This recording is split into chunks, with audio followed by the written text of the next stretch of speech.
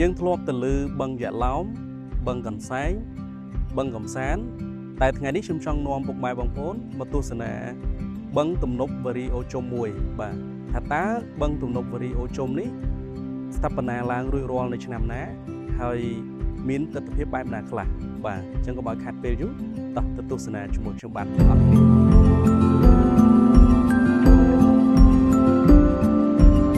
ទំនប់បឹងវារីអគ្គិសនីអូជុំទី1ស្ថិតនៅក្នុងភូមិថរងចងឃុំអូជុំស្រុកអូជុំខេត្តរតនគិរី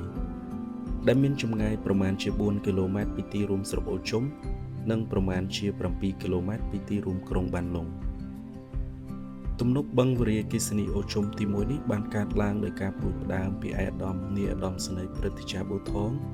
ដែលលោកបានកែច្នៃតំបន់នេះទៅជាទំនប់ទប់យកទឹកសម្រាប់បង្កើតជាអគ្គិសនីប្រើប្រាស់នៅក្នុងក្រុងបានលុងនិងស្រុកអូជុំក្នុងអំឡុងឆ្នាំ1991និងបានស្ថាបនារួចរាល់ជាស្ថាពរសម្ពោធឲ្យប្រើប្រាស់ជាផ្លូវការនៅឆ្នាំ1992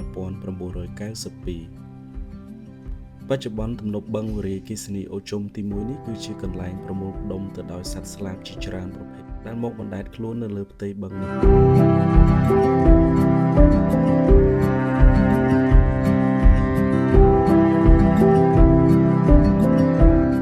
បឹងវារីអគ្គិសនីអូជុំទី1នេះបាននឹងកំពុងទទួលការចាប់អារម្មណ៍ផ្នែកវិស័យទេសចរណ៍ដែលមានបងប្អូនប្រជាពលរដ្ឋជាច្រើនបានមកលេងកម្សាន្តបន្ទាប់ពីបឹងយ៉ាឡោមនិងបឹងកន្សែង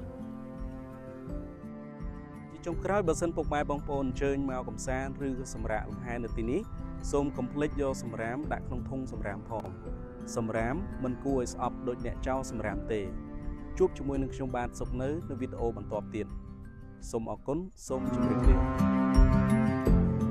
ត្រាក់ទ័រ John Deere ជាទំនុកចិត្តរបស់លោកអ្នកនាំចូលនឹងចែកចាយផ្ដាច់មុខដល់ក្រុមហ៊ុន RMA Cambodia